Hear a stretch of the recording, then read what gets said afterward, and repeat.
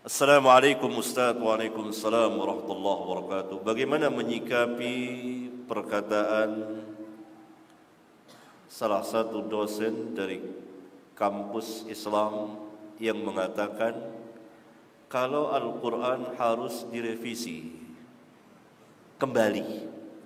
Al-Quran harus direvisi kembali. Jadi seperti kitab ini ada salah cetak, ada saya salah nulis, namanya manusia salah. Disamakanlah Al-Quran seperti itu. Nah ini yang saya katakan tadi, itulah manhaj yang kita kenal atau populer saat ini dengan manhaj liberal. Membantah Al-Quran. Quran sudah tidak relevan, jadi banyak yang perlu direvisi.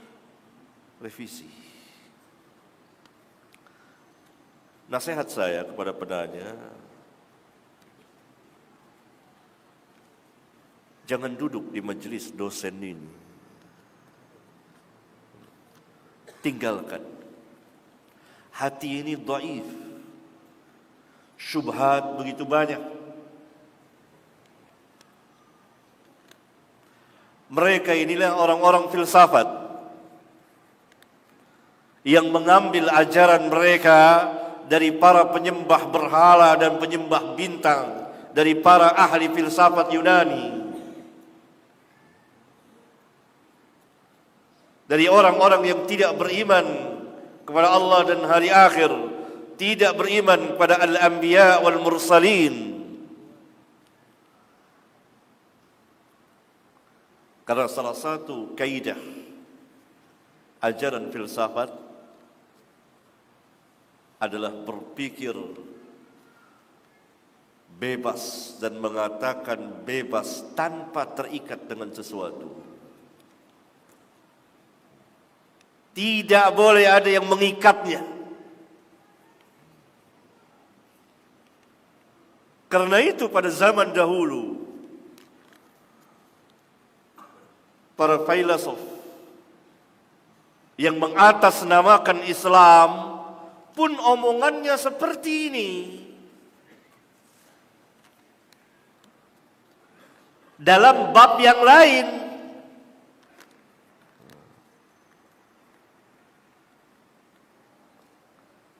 seperti perkataan-perkataan Ibnu Sina atau Al-Farabi,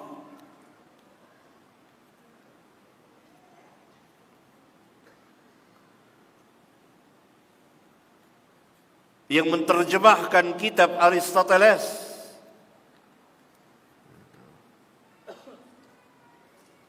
Perkataannya seperti ini. Walaupun dalam bab yang lain, saya ambil contoh misalnya Ibnu Sina mengatakan bahwa kenabian dapat diusahakan. Jadi kenabian itu bukan dari Allah, tapi dapat diusahakan oleh manusia. Itu manhaj Ibnu Sina, seorang ahli filsafat yang mengatasnamakan Islam dan ingin memadukan antara ajaran penyembah berhala para ahli filsafat Yunani dengan Islam. Karena filsafat bukan dari Islam, tapi dimasukkan orang ke dalam Islam atas nama Islam, dan diterjemahkanlah sebagian kitab-kitab filsafat itu ke dalam bahasa Arab, dan itu merupakan bala musibah bagi kaum muslimin. Apalagi penterjemahnya waktu itu adalah seorang Nasrani. Maka yang mensyarahkan kitab Aristoteles, Al-Farabi, kemudian Ibnu Sina, di antara manhaj Ibnu Sina, kenabian dapat diusahakan dengan memiliki daya khayal yang tinggi, kekuatan jiwa, latihan olahraga jiwa, bisa jadi nabi. Nah ini kan membantah Al-Quran.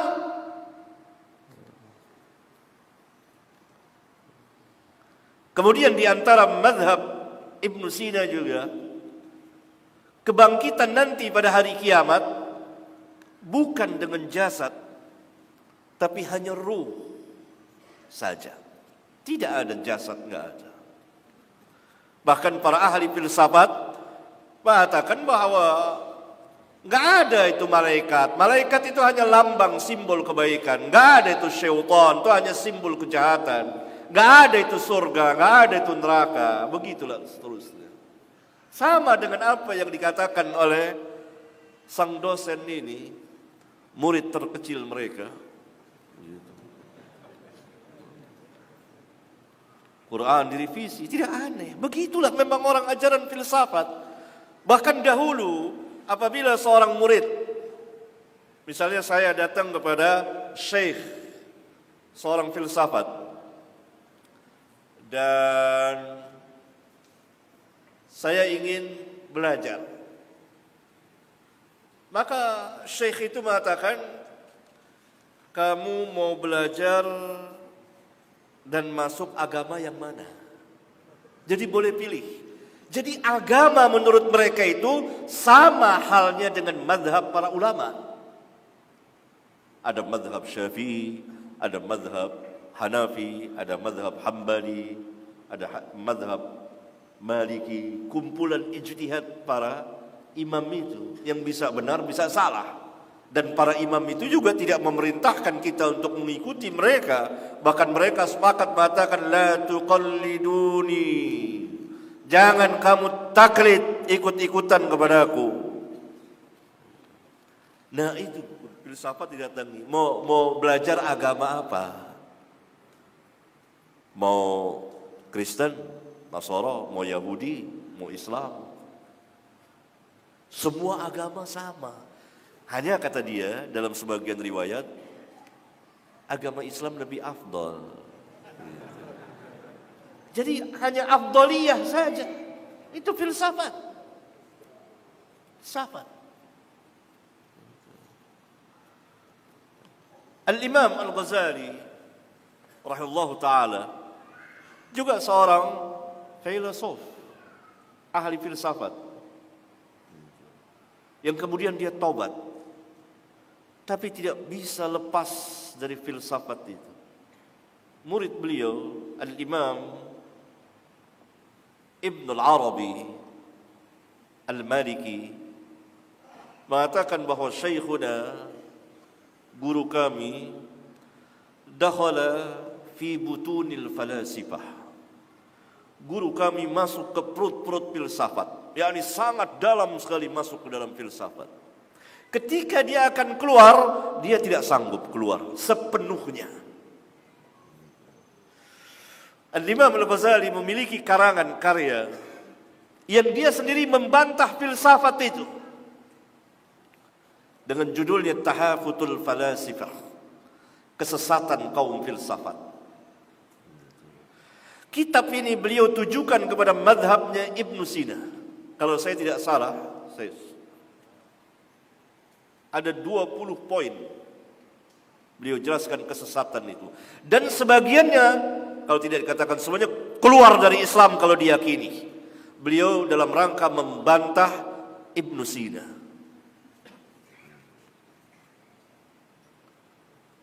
Ini panjang, saya terlalu panjang. Tapi demikian, ini ajaran sudah lama. Ya. Oleh karena itu orang-orang Rafidhah mengatakan bahwa Quran sudah dirubah oleh para sahabat.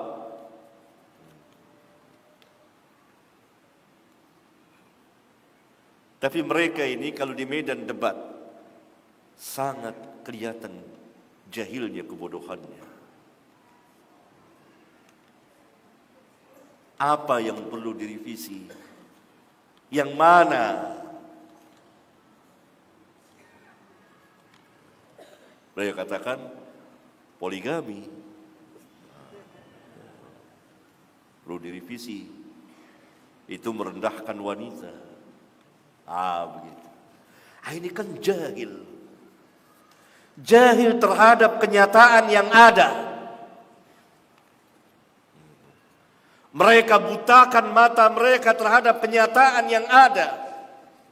Dan ini samalah artinya dengan orang yang mengatakan matahari itu tidak ada, padahal matahari itu sedang bersinar terang di siang bolong.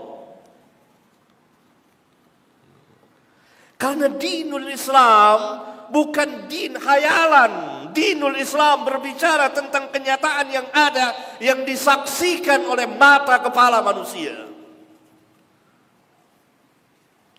Karena itu hujjah mereka itu lemah sekali. Sehingga mereka hanya melemparkan begitu. Tapi tidak memperinci. Kenapa harus direvisi? Apa alasan-alasannya? Tidak atau belum? Atau kepada orang-orang tertentu? Saya sedikit banyak tahu cara-cara mereka. Karena pernah saya mengalami bersama mereka dalam malam-malam panjang berdebat dengan mereka di rumah saya.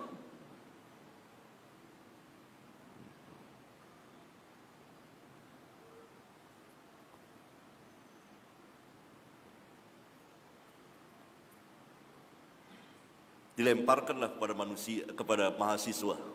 Ini Quran perlu direvisi ini karena Nabi SAW sudah wafat. Gitu. Nah, para mahasiswa hanya bengong saja. Kesian karena mereka nggak tahu.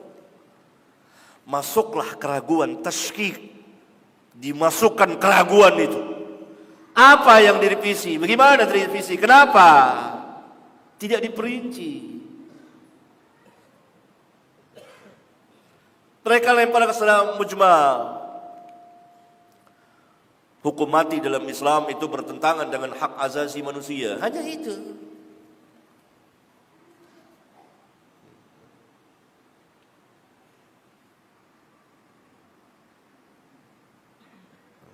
Kemudian apa? Banyak poligami, waris,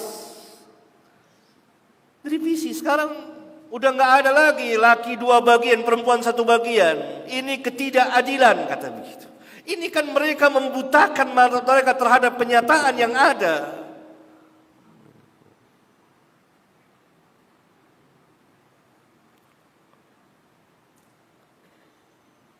Yakni mereka adalah kaum zanadiqah, munafiqin, yang merusak Islam dari dalam.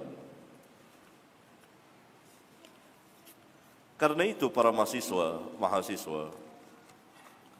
kalau antum tidak punya kekuatan ilmiah, dan jelas antum belum memiliki kekuatan ilmiah, jangan berdebat dengan mereka, jangan duduk di majelis mereka.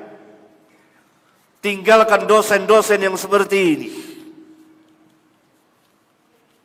Kalau gitu Ustaz, kami risikonya harus keluar. Kalau risikonya demikian harus keluar, dia keluar. Menyelamatkan agama antum. Mau antum nanti keluar dari situ penuh keraguan di hati, syak terhadap dinul Islam, karena salah satu cara mereka, salah satu cara kaum zindik adalah memberikan tashkik, keraguan di hati kaum muslimin akan agamanya. Dilemparkanlah pertanyaan-pertanyaan atau hal-hal yang seperti tadi. Quran perlu direvisi. Ini ada ayat-ayat yang kayak bertentangan dengan ini dan ini seterusnya. Sehingga syak seorang mukmin yang tadinya meyakini Al-Quran kemudian menjadi ragu. Karena itu tutup telinga antum, keluar.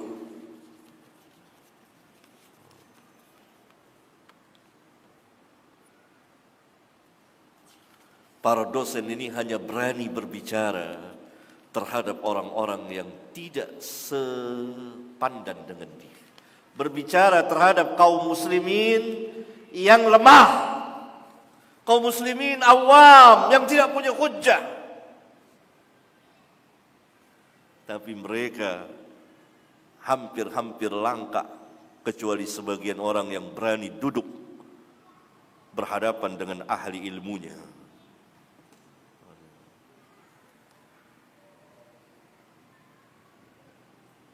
Paling mahasiswa, orang-orang awam, atau sebagian kaum intelek katanya, yang tidak memiliki ilmu agama, yang tidak tahu tentang Islam, tidak tahu tentang keagungan Islam, tidak tahu tentang Quran, tidak tahu tentang Nabi Muhammad sallallahu alaihi wasallam. Mereka bicara, mereka lemparkan tasyrik, keraguan. Berani mereka duduk dengan orang-orang alim,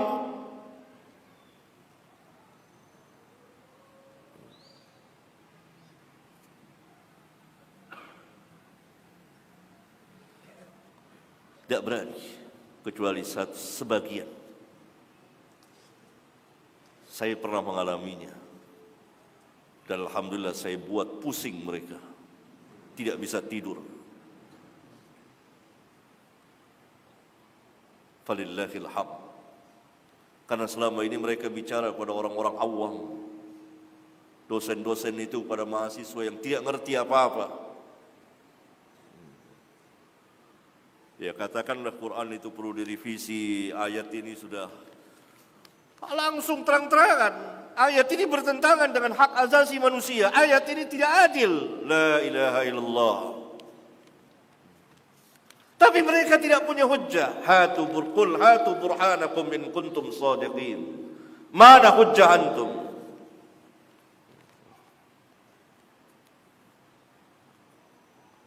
Nah, itu ajaran filsafat. Tidak ada dahulu seperti itu. Ibnu Sina lihat. Ibnu Sina mengatakan bahwa kenabian bisa diusahakan oleh manusia. Tidak aneh. Memang begitu orang filsafat. Maka para mahasiswa hati-hati duduk bersama dosen. Dan jangan duduk bersama dosen seperti itu. Jangan duduk di majelisnya.